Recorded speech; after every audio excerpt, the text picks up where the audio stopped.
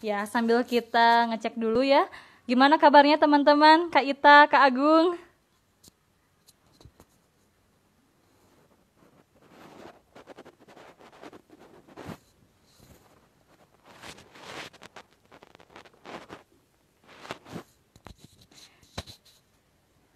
Nah, kita mulai saja ya.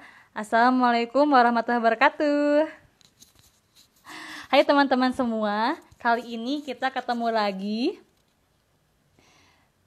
di episode berikutnya ya. Jadi sebelumnya kita sudah perkenalan mengenai KIS sendiri seperti apa. Jadi kali ini kita ada dalam satu program namanya KIS, Kisah Inspiratif. Jadi ini bukan KIS yang kayak di sinetron-sinetron ya, atau misalnya kalau kita nonton di televisi ada tentang kisah selebritis, kalau ini berbeda. Jadi kali ini kita mau berbagi hal yang positif yang bisa kita dapatkan, entah itu insight, kemudian cara pandang baru terhadap satu hal, atau seperti apa. Nah, kali ini kita akan mengundang salah satu narasumber yang kece. Jadi bukan dari tanah Jawa ini ya, karena aku posisinya sekarang di Bandung. Sebelumnya perkenalkan dulu ya, nama saya Lipur dan saya akan memandu jalannya KIS untuk sore hari ini. Nah tadi, jadi kita kedatangan tamu yang luar biasa, tamu dari tanah Medan, namanya Bonar Situmorang. Nah kali ini beliau akan berbagi mengenai kisahnya memutuskan menjadi seorang pengajar muda.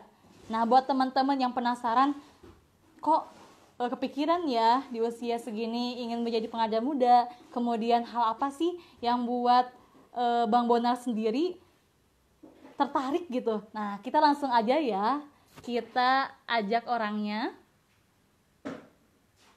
Kita undang.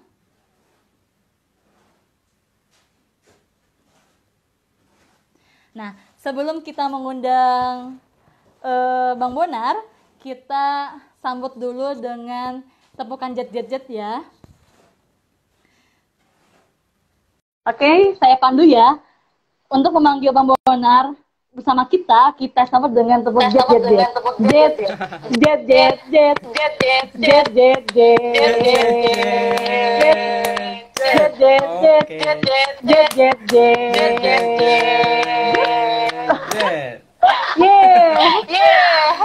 Akhirnya juga ya Bang.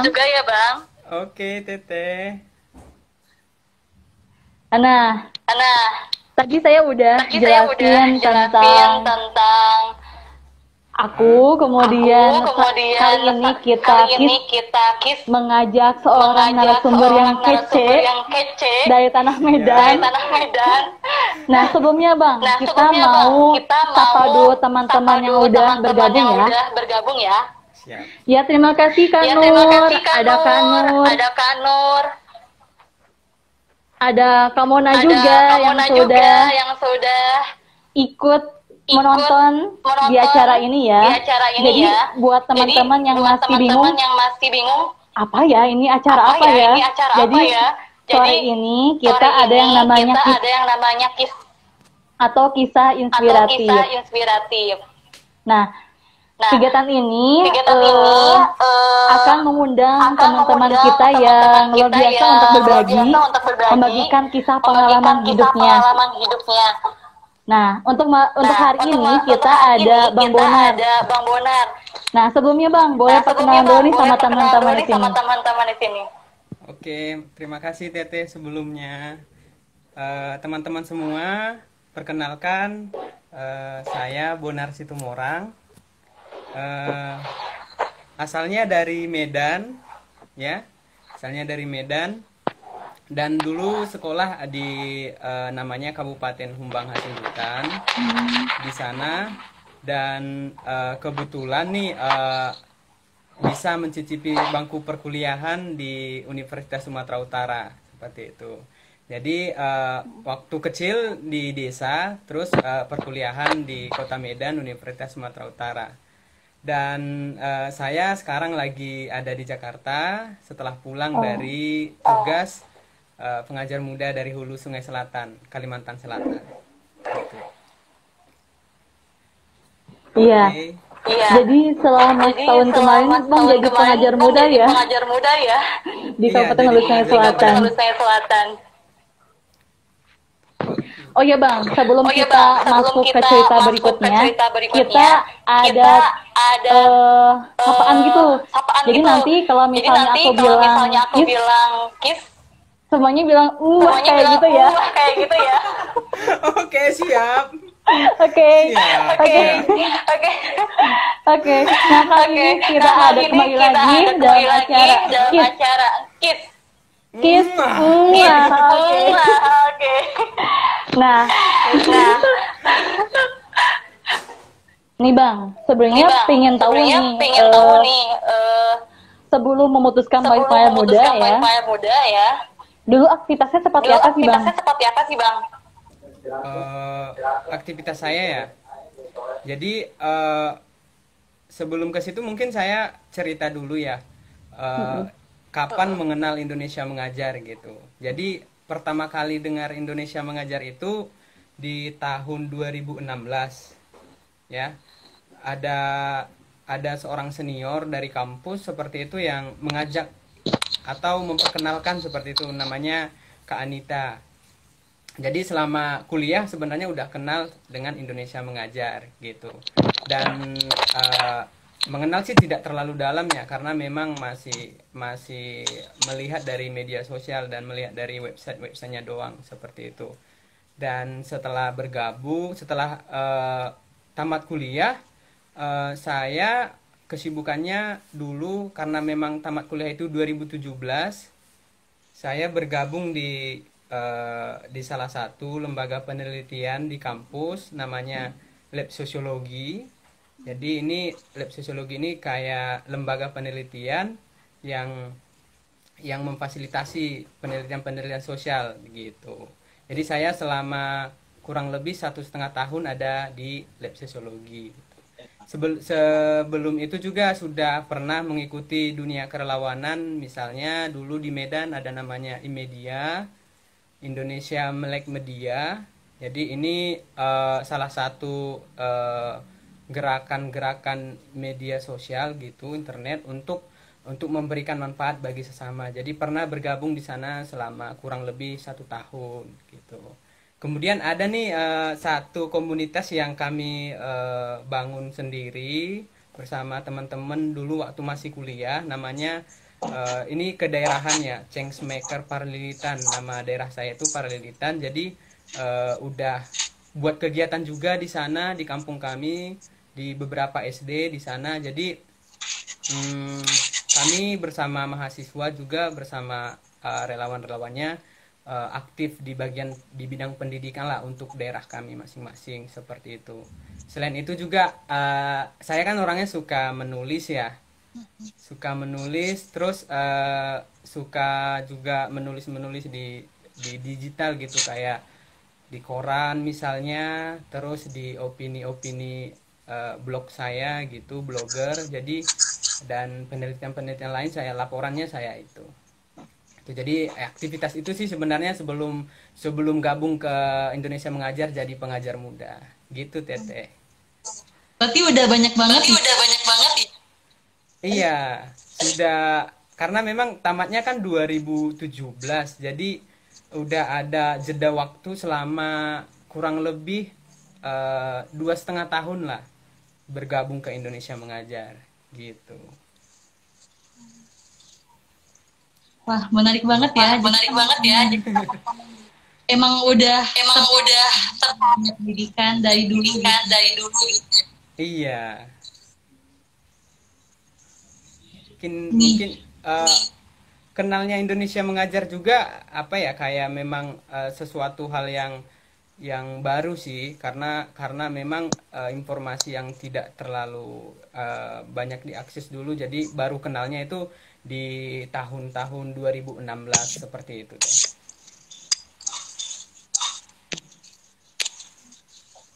Oke. Wah, seru banget. Ya, ada pengalaman-pengalaman sebelumnya ya. Jadi bukan hal yang baru untuk terlihat di dunia kerelawanan atau di bidang pendidikan ini kayak gitu. Iya, Teteh.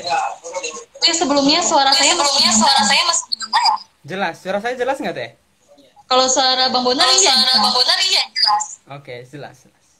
Oh, tapi aman aja nggak bergema ya? Aman. Oh iya. Enggak kok. Nih Bang, aku penasaran banget sih. Sebenarnya udah enak ya. Yang nyaman lah ya. Kalau ya Bang Bonar gitu.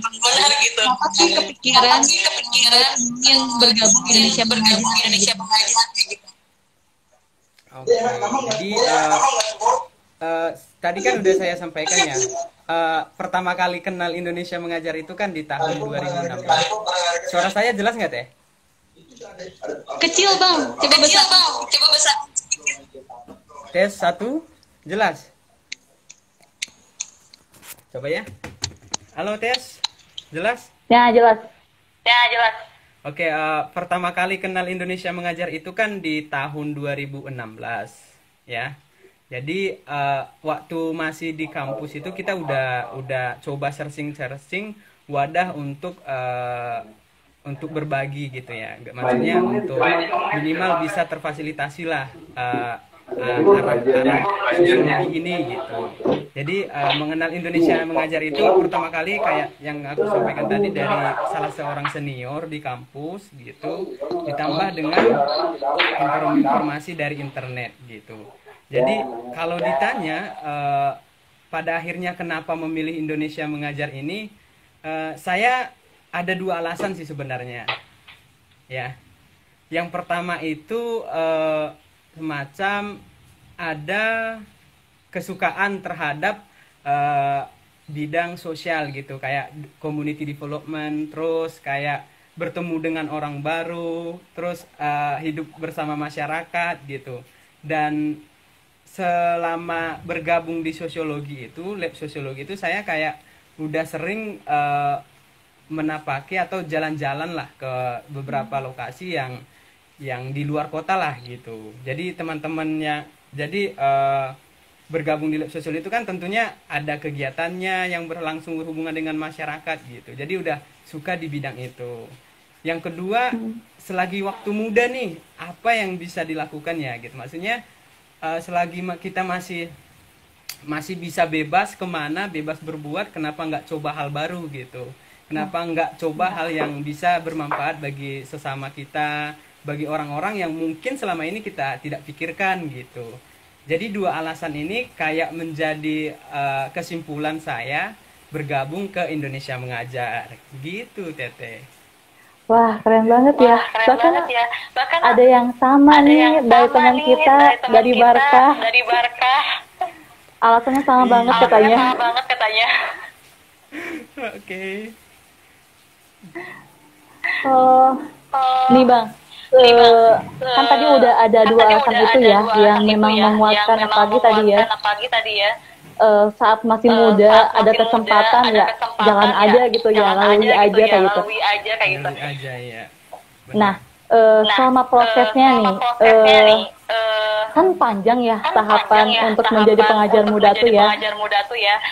Mulai dari kita submit administrasi, kemudian nanti ada direct assessment dan segalanya.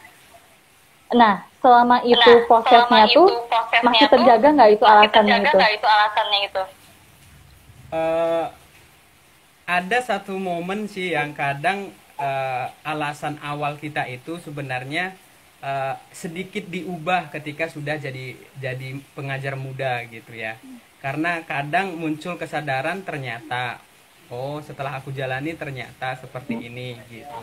Jadi kan jadi pengajar muda itu mungkin Tete juga sudah tahu ya, cukup banyak perjalanan yang harus dilalui gitu. Mulai dari seleksi administrasi, terus direct assessment, terus ada tes kesehatan, dan yang terakhir mungkin referensi dari orang yang bisa rekomendasikan kita gitu.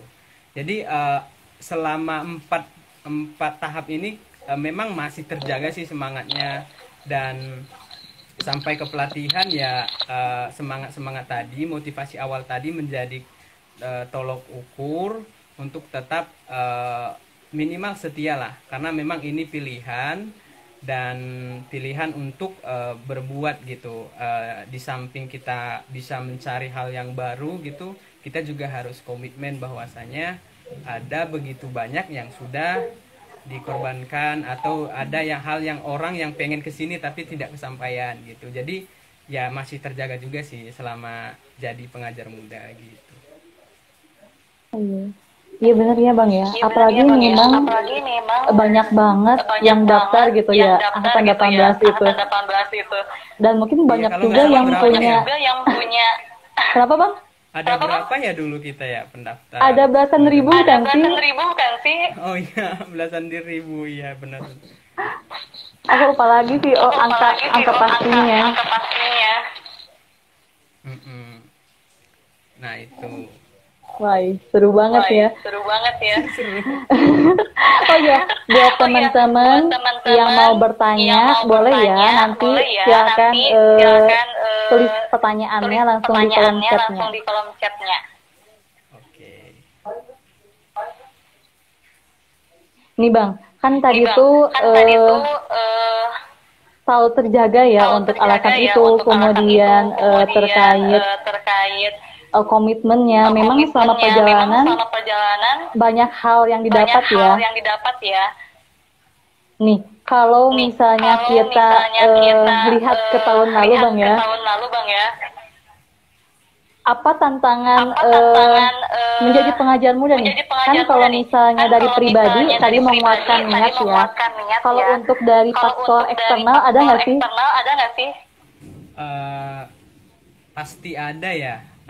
Tapi selama ini apalagi selama proses sebelum jadi pengajar muda, kayaknya lebih ke internal sih tantangannya gitu. Tapi kalau eksternal sepertinya tidak terlalu, karena memang dari awal dari orang-orang yang terdekat dengan kita kayak memang udah kita udah komunikasikan gitu. Misalnya ke orang tua, ke saudara-saudara, terus kayak lingkungan kerja kita dulu mungkin gitu. Jadi udah ada dukungan nih dari mereka ke kita, jadi support sistemnya kita selama menjadi ataupun sebelum menjadi pengajar muda gitu. Tapi kalau mungkin ada misalnya kayak tantangan di pelatihan itu kan ibaratnya belum tentu kita bisa menguasai misalnya, karena memang kita dilatih atau kita di training gitu selama kurang lebih 2 bulan gitu. Jadi selama menjadi pengajar muda itu kan tentu banyak juga nggak bisa bohong juga bahwasanya kayak lingkungan misalnya, kesehatan misalnya, itu faktor-faktor yang memang menurut saya menantang gitu kalau sebelum jadi pengajar muda. Seperti itu Teh. Iya sih bener ya Bang, kerasa banget sih. Ketika misalnya kita ada dukungan dari pihak keluarga atau misalnya kerabat terdekat gitu ya. Ya mau nggak mau ya dorongan motivasi itu pasti makin kuat gitu. Dan kalau aku sendiri sih tantangan banget mendapatkan izin dari orang tua gitu. Kalau saya ya izin orang tua itu memang dari dulu kayak orang tua saya sudah demokrasi lah ya, karena memang setelah kuliah itu kayak kita kasih pilihan ke orang tua, misalnya orang tua kamu mau kemana, menanyakan itu. Nah kita cuma mempertegas saja, misalnya saya ingin memilih jadi pengajar muda misalnya, itu kayak orang tua saya itu it's okay gitu, asal kamu memang pilihan kamu dan kamu komitmen atas itu gitu. Jadi nah itu sih kabar baiknya sebelum jadi pengajar muda, dukungan keluarga paling mendukung. Iya. Jadi buat kita dan teman-teman yang calon nanti orang tua, jadi bisalah nanti saling ngobrol gitu dengan anak, baiknya seperti apa. Iya. Jadi biar sama-sama mengembang gitu ya, berkembang sendiri. Iya, Tete. Menarik banget. Oh iya Bang, selama ini sama prosesnya dari mungkin tahun lebih ya Bang ya untuk memperjuangkan menjadi pengajar muda ini gitu. Iya. Pelajaran apa nih yang didapat Bang? Tahun berapa ya? Kita kalau nggak salah seleksinya di awal 2019 ya. Iya. Di awal 2019.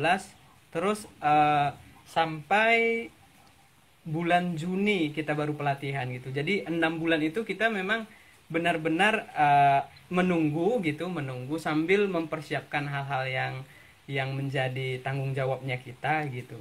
Jadi selama jadi pengajar muda itu kan memang sebelumnya itu kita udah dikasih pelatihan, misalnya pelatihan online gitu. Dan tantangan juga ketika pelatihan online itu kita masih kerja gitu. Aku dulu ada di Jambi, di rumah kakak, bantu-bantu gitu. Jadi kadang selama pekerjaan itu membagi waktu untuk pelatihan online-nya itu kadang harus komitmen juga gitu. Yang sedangkan yang kedua misalnya ketika kita menunggu di jangka waktu 6 bulan itu gitu. Jadi kan itu kita masih berproses tuh, baik dari kesehatan kita, terus ya kompetensinya kita, dan mungkin hal-hal lain, dokumen-dokumen yang harus dipersiapkan seperti itu. Jadi ya benar-benar kita diberi waktu untuk sabar dan menunggu dan juga mempersiapkan diri lebih matang sebelum pelatihan offline-nya gitu. Iya. Nah, itu dia.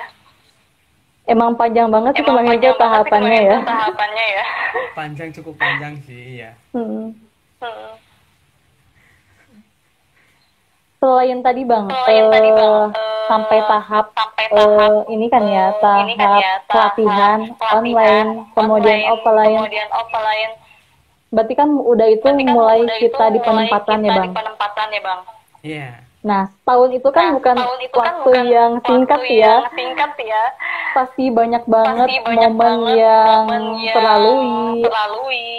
Entah itu bersama tim, bersama warga di desa, sampai selesai gitu dan baru pulang bulan Agustus kemarin. Banyak banget kan ya Bang pelajarannya. Kita satu tim nggak sih? Iya. Kita jadi buat teman-teman sebenarnya aku dan Bang Bonat ini satu tim. Jadi kita satu penempatan di Kabupaten Lusui Selatan. Sama-sama angkatan 18. Iya, benar. Jadi pengumuman penempatan itu kan kalau tidak salah di bulan keempat atau di minggu keempat atau minggu kelima pelatihan seperti itu.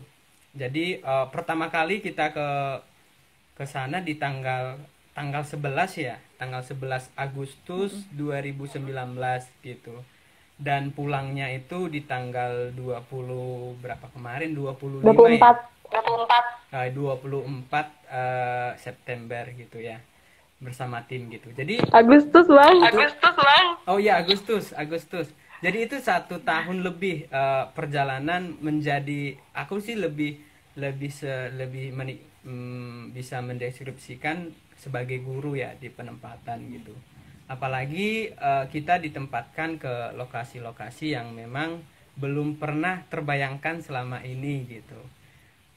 Sampai kita misalnya Hulu Sungai Selatan itu ada di mana, terus SDN kita penempatan itu ada di mana gitu. Jadi teman-teman, saya itu pengajar muda ke-18, penempatan Desa Haratai, ditempatkan jadi guru di SDN Haratai 3 gitu.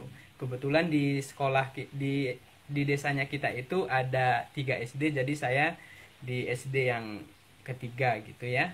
Terus di Kabupaten Hulu Sungai Selatan, Kalimantan Selatan.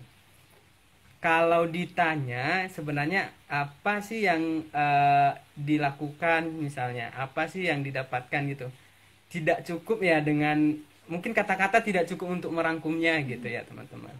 Banyak sekali hal yang didapatkan dari sana, baik pengenalan diri kita, baik pengenalan dari dunia luarnya kita, masyarakat misalnya, terus pendidikan misalnya jadi seorang guru itu seperti apa gitu ya. Jadi cukup banyak point of view yang bisa kita listkan menjadi sebuah pengalaman yang sangat berharga untuk kita gitu. Tapi momen yang paling berharga jadi pengajar muda itu adalah kita ini kan masih muda ya, karena memang pengajar muda ya. Iya benar-benar. Iya benar-benar. Jadi kayak bisa menjadi sebuah alasan muda kan. Kan ada orang mengatakan di waktu kamu muda lah kamu bisa melakukan kesalahan gitu. Jadi ada banyak hal yang kita lakukan di sana belum tentu juga benar secara langkah, secara strategi atau apa gitu. Jadi kesempatan masa muda ini bisa kita nikmatin selagi memang waktu memberikan kita gitu. Dan satu hal tadi kayak muda itu kamu bisa melakukan kesalahan gitu, jadi kayak buat semangatnya kita untuk benar-benar memanfaatkan nih masa mudanya kita gitu. Jadi itu sih Teh. Wow, super kali ya. Tapi benar-benar kita manfaatkan usia muda ini tuh semaksimal mungkin, yang lebih bermanfaat dan jadi pembelajaran juga sih buat kita mengembangkan diri ya Bang ya. Iya, benar-benar. Jadi teman-teman sebenarnya ya, lokasi penempatan Bang Bonar tuh paling ujung. Kalau misalnya kalau kok tahu? Kan tadi aku udah bilang. Oke. Nah, jadi teman-teman kalau misalnya kita mau ke desanya Bang Bonar tuh memang harus menanjak gunung. Kalau saya sendiri sih mungkin nggak bisa gitu ya, karena nggak bisa naik motor juga saat itu. Jadi memang banyak hal Bang ya yang biasanya nggak pernah dilakukan, jadinya dilakukan, atau misalnya yang nggak kepikiran sebelumnya jadi kepikiran. Dan hal kecil pun benar-benar jadi bermanfaat gitu. Iya, benar. Gitu. Jadi pengajar muda kan ada peran, ada tugasnya selama 1 tahun, dan ada step by stepnya lah, strateginya yang harus dilakukan bersama tim gitu. Jadi di sana itu kurang lebih dari 1 tahun itu kita memang merasa dekat dengan pendidikan gitu. Merasa dekat dengan pendidikan, kenapa? Karena setiap harinya kita itu identik dengan kegiatan belajar, kegiatan memikirkan bagaimana hal-hal potensial itu bisa kita maksimalkan untuk pendidikan, terutama di desanya kita masing-masing. Ya namanya juga jadi guru ya, pasti berpikir tentang persiapan mengajar, bagaimana mengajari anak-anak seperti itu. Jadi ya itu sih yang paling juga jadi pengalaman yang baik lah untuk dikenang atau bisa dimanfaatkan ke depannya gitu. Ya benar. Apalagi memang nggak semua pengajar muda tuh backgroundnya pendidikan ya. Iya benar. Bahkan ada yang pertama kali mengajar, mengenal RPP seperti apa, pengelolaan kelas kayak gitu ya. Iya. Jadi kayak saya ya, jurusannya kan S1-nya itu sosiologi ya. Tentunya kalau sepintas kita kan karena memang bukan background pendidikan ya, jadi sosiologi ini belajar tentang masyarakat gitu. Pun memang bermanfaat, tetapi ketika kita di sekolah itu kayak bisa jadi tantangan baru lagi gitu, mengajari anak-anak, dekat dengan anak SD yang selama ini sebenarnya kita belum pernah mengajar di depan kelas secara seorang jadi guru gitu.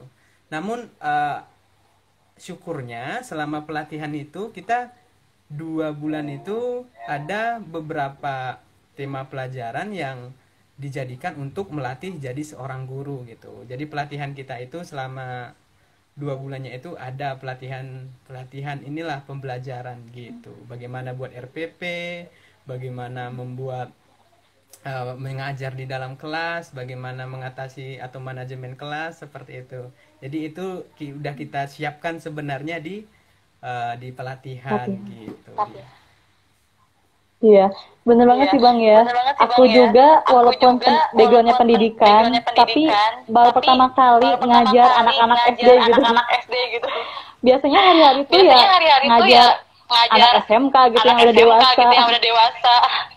Itu juga perlu belajar lagi hal yang baru kayak gitu. Iya. Jadi buat teman-teman yang tertarik buat jadi pengajar muda dan backgroundnya bukan pendidikan, nggak masalah gitu. Nanti kita bisa belajar saat latihan kayak gitu. Iya benar-benar.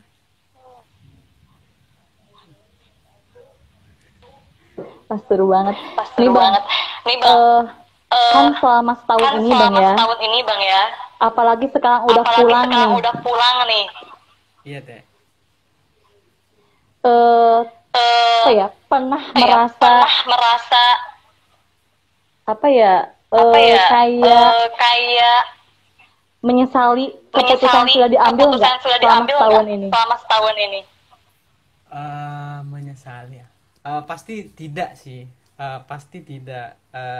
Dan itu dijamin gitu ya. Dijamin. Karena keputusan menjadi bagian dari ya gerakan pendidikan lah, menjadi relawan itu kan bukan atas banyaknya pilihan-pilihan gitu. Jadi memang lebih mengedepankan kehendaknya kita gitu ya.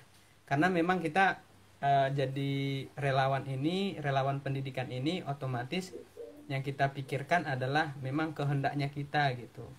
Biar kedepannya setelah ditempatkan, setelah bertugas, bahkan setelah mendapatkan begitu banyak tantangan di depan mata itu tidak menjadi mundur gitu.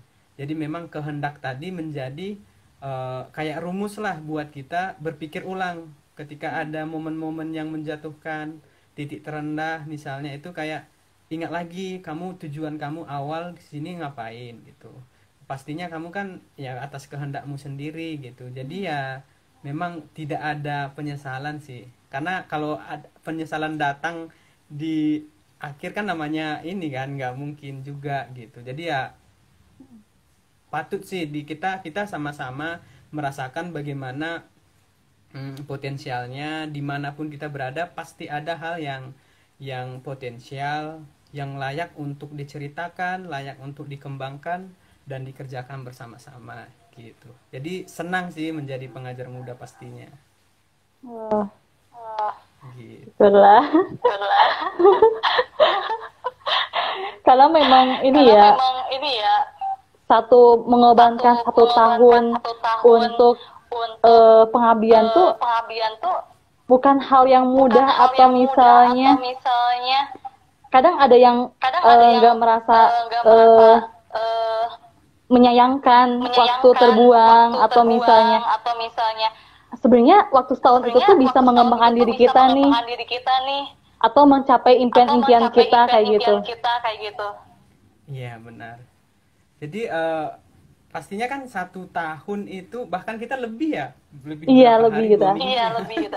2 minggu ya, ada 2 minggu.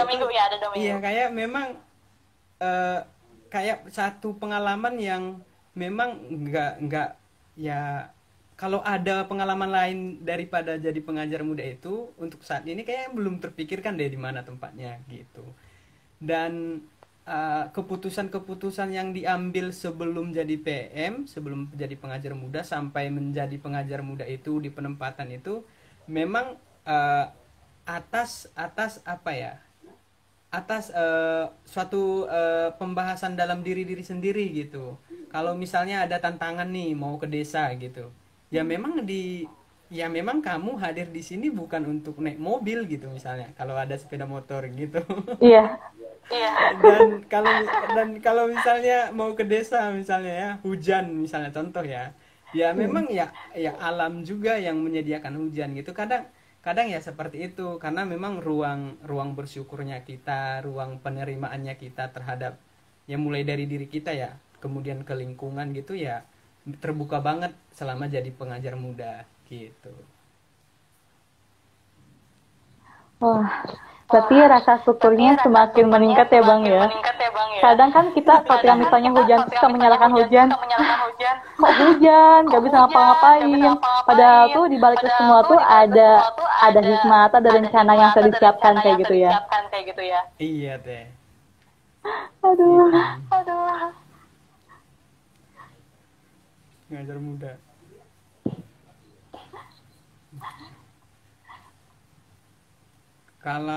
Kalau di hulu Sungai Selatan itu kan secara geografisnya kan ada dua nih. Yang pertama ada daerah rawa, kemudian ada daerah gunung gitu. Jadi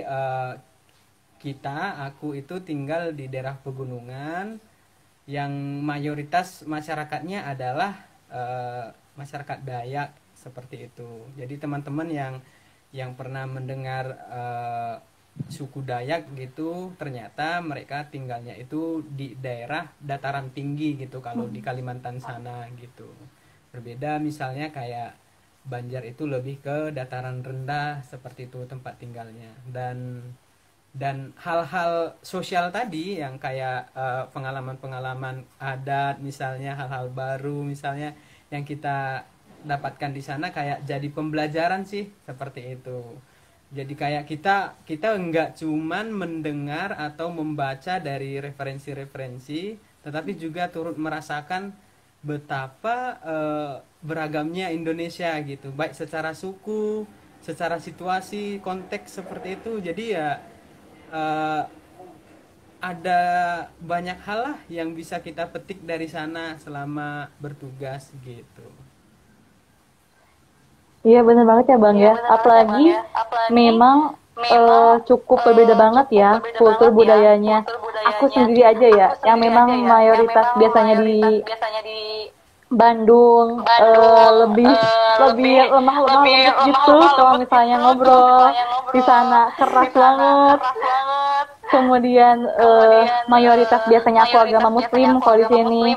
Di sana keharingan bahkan lebih beragam lagi. Bener-bener belajar banget sih aku juga.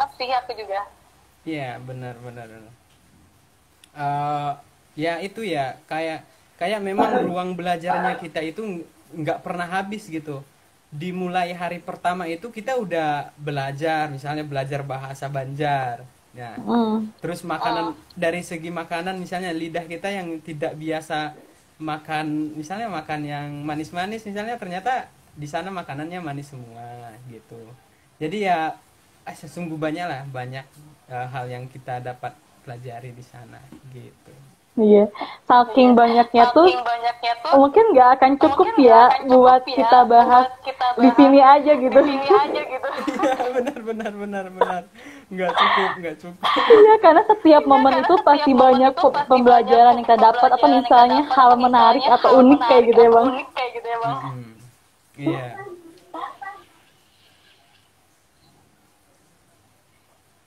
Nah, bagi teman-teman yang mau tahu terkait selama di penempatan Bang Bona seperti apa, kemudian hal-hal lainnya boleh ditanya ya di dalam konsep jiwa ini. Sebelumnya makasih buat teman-teman yang sudah bergabung. Tadi ada Kak Maya, kemudian ada Sano, Kak Alim.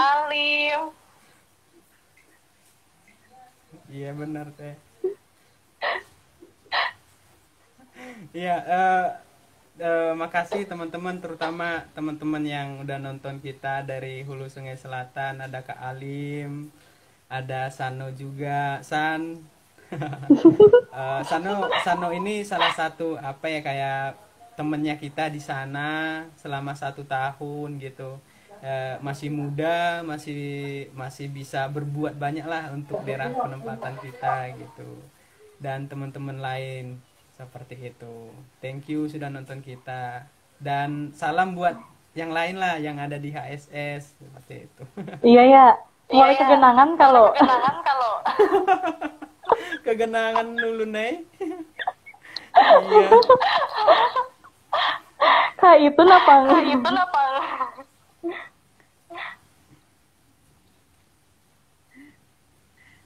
Oke.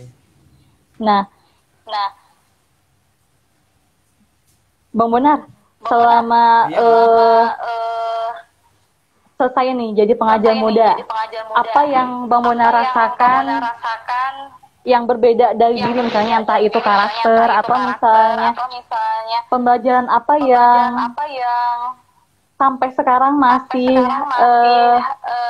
dilakukan atau dirasa dan mungkin jadi salah satu ciri diri sendiri kayak gitu. Oh iya, seperti yang Ulun sampaikan tadi ya, yang aku sampaikan tadi itu udah terlalu banyak hal yang dipetik jadi pembelajaran dari sana. Tapi kalau diminta misalnya apa sih yang paling masternya pengalaman hidup yang kamu dapatkan apa sih dari sana misalnya ya, ada banyak ya, ada banyak. Tapi kalau satu misalnya dipilih, setelah pulang dari pengajar muda penempatan itu, kita tidak begitu mudah lagi untuk memutuskan sesuatu hal gitu, baik dalam ucapan, baik dalam cara pandangnya kita, terus sama situasi-situasi yang tidak ideal di sekeliling kita bisa kita judge semudah itu misalnya. Karena memang pengalaman-pengalaman dulu yang tidak serta-merta membuat pola pikir kita kayak memandang kayak sistem yang ada di Indonesia mengajar ini fokus kepada apa ya, asset based thinking ya, kita fokus kepada potensi seperti itu. Jadi itu setelah pulang dari situ kamu bisa menjadi seperti apapun dan menjadi baik menjadi guru, baik menjadi pekerja misalnya, baik menjadi penyanyi, bahkan menjadi apapun ketika kamu sudah mengabdikan Bang Bonar, tunggu dulu, ada iklan nih di rumahku. Iya, ada mengabdikan. Soalnya nggak kedengeran suaranya. Okay. Nah, boleh Bang lanjut lagi. Oke, kayak satu momen mengabdikan diri itu jadi apa ya, kayak jadi pembelajaran banget buat kita untuk ambil keputusan, ambil tindakan di tengah-tengah kondisi yang apalagi kita di tengah pandemi seperti ini. Ruang pertemuan kita dibatasi, virtual kayak ini jadi solusi gitu kan. Ya otomatis tetap ada hal yang potensial untuk kita perjuangkan bersama-sama gitu. Kayak jadinya seperti itu pulang dari PM gitu. Yang kedua kayak memperluas cara pandangku aja melihat Indonesia ini gitu. Biarpun memang Indonesia ini kan wajahnya bukan di Bandung saja, bukan di Medan gitu, bukan di Jakarta gitu. Ada banyak setiap jengkal tanah pertiwi di ujung-ujung sana itu memang patut kita perjuangkan bersama gitu. Jadi ya kedepannya memang ini salah satu ajakan juga buat siapapun yang memandang Indonesia itu hanya dari kotanya saja, itu saya rasa kurang tepat gitu.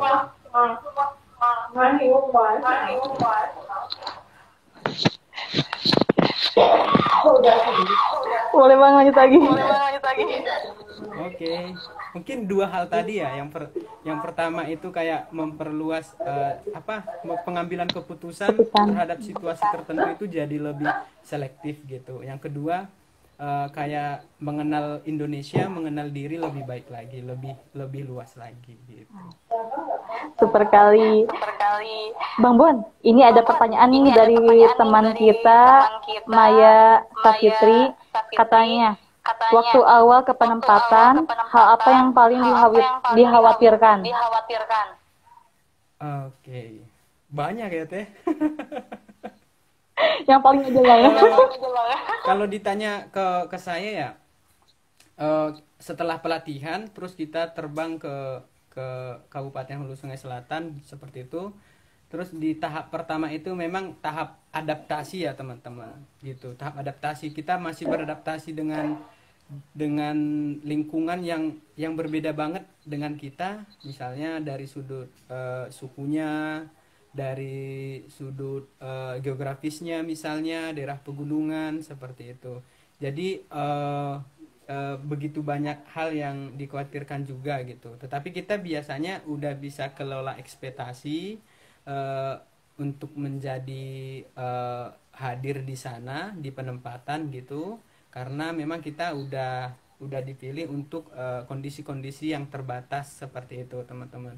Misalnya kalau tanya ke aku ya, apa kekhawatiran misalnya itu kayak lebih ke kesehatan. Pertama kesehatan dulu, karena pelatihan 2 bulan itu memang apa ya, panjang dan itu full time, dan lanjut lagi ke penempatan langsung gitu, dan langsung bertemu dengan kondisi-kondisi yang misalnya berbeda dengan alam yang selama ini kita tinggal di lokasi-lokasi tertentu yang misalnya yang akses makanan misalnya mudah gitu. Jadi ya itu menjadi tantangan. Tapi tidak serta-merta apa ya, jadi penghalang lah buat kita berbuat di sana. Justru lebih menjadi semangat dan motivasi gitu. Kak Nadia. Ya, itu Kak Maya ya jawabannya ya. Jadi memang kita udah belajar untuk mengelola ekspektasi, bagaimana cara memanage kekhawatiran kita. Iya, benar. Tak terasa Bang Bon udah mau hampir mau 1 jam ya kita di sini. Oh, itu dari Kak Maya katanya. Makasih Kak jawabannya. Oke, makasih kembali Kak Maya. Salam sehat. Sehat selalu untuk kita. Iya. Nih Bang. Kita pingin denger nih quotes apa nih? Berbagi quotes nih untuk di sore ini. Banyak ya quotes yang bisa kita ambil ya. Tapi dulu ya sewaktu sekolah SMA ada satu quotes yang selalu saya pegang gitu, yang selalu aku pegang selama jadi ya jadi misalnya jadi orang yang inilah, orang yang sekolah misalnya, orang yang bisa mendapatkan sesuatu gitu selama pendidikan gitu. Jadi tidak serta-merta kita sekolah aja dan kerja tanpa ada memberikan dampak yang kecil atau besar, kan itu tergantung kacamatanya kita gitu. Jadi quotes ini gini ya, itu dari wali kelas saya sih dulu. Kalau sekarang kan 3M ya, jangan lupa cuci tangan, mencuci tangan. Iya, pakai masker. Memakai masker, terus yang terakhir jaga jarak. Kalau saya 3M juga sebenarnya. Wah, menarik ini. Mulai dari diri sendiri, ya, mulai dari hal sederhana, dan mulai dari sekarang. Gitu, ya. 3M ya. Mulai dari sekarang, mulai dari diri sendiri. Iya. Dan mulai dari hal kecil. Iya. Benar. Mulai dari hal yang sederhana, mulai dari diri sendiri, dan mulai dari sekarang. Iya ya Bang ya. Jadi kalau misalnya kita udah ada niatan baik, kemudian gak juga action, ya nggak akan juga terlaksana gitu ya. BTW Bang, itu wali kelas saat jenjang apa tuh? Itu dulu masih kelas 2 SMA teh. Oh, 2 SMA. Iya, 3M. Jadi berarti 3M ini udah lama sih. Iya, cuman itu gurunya benar-benar menginspirasi banget ya. Iya, hubungannya sedikit ya. Dulu sebelum kuliah kayak konsultasi ke guru itu, guruku menyarankan aku jadi guru gitu. Guruku waktu SMA menyarankan jadi guru sekolah di pendidikan gitu. Dan aku mau menjawab saya tidak suka jadi guru gitu. Dan ternyata setelah kuliah ya dipertemukan juga jadi guru gitu. Jadi ya seperti itulah prosesnya. Iya ya, walaupun sebenarnya mendidik atau jadi guru tuh masih berlanjut loh. Nanti misalnya kita punya adik atau misalnya nanti ke jenjang ketika udah jadi orang tua juga masih kita jadi pendidik buat anak-anak dan segalanya. Iya, Ih, mantap Teh. banget Bang tadi. Jadi teman-teman sekarang tadi ya bisa mulai kita lakukan tadi ada quotes-nya 3M. Jadi selain kita menjaga protokol kesehatan saat pandemi ini, kita juga bisa menjalankan 3M yang lainnya.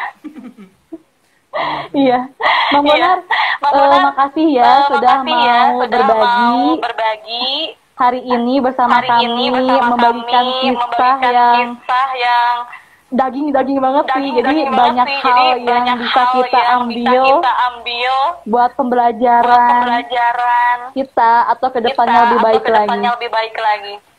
Kasih ya Bang Bon. Nah, buat Bang Bonar yang sudah bersama kita hari ini, seperti biasa ya, jadi kita ada tepuk terima kasih. Ya, jadi teman-teman di rumah juga bisa ikuti gerakan saya ya. Nanti saya contohkan dulu. Nah, ayo. Pertama itu tepuk terima kasih. Hati ini, otak ini, mulut ini, mau bilang terima kasih. Kita ulangi lagi ya. Jadi teman-teman di rumah boleh bantu semangat juga. Oke. Tepuk terima kasih. Hati ini, otak ini, mulut ini, mau bilang terima kasih. Sehat semua. Oke, makasih Bang Bonar. Makasih Lipur. Makasih juga buat teman-teman yang sudah hadir ya, apalagi dari awal sampai akhir ini bersama kita. Semoga banyak hal yang memang bisa kita ambil. Karena memang setiap orang punya tantangan tersendiri dalam hidup. Dan pasti secara naluriah kita mencari hal baik atau solusi baik untuk menyelesaikan masalah-masalah tersebut. Jadi tetap semangat dan jaga kesehatan teman-teman semua. Dadah. Assalamualaikum warahmatullahi wabarakatuh. Waalaikumsalam warahmatullahi wabarakatuh.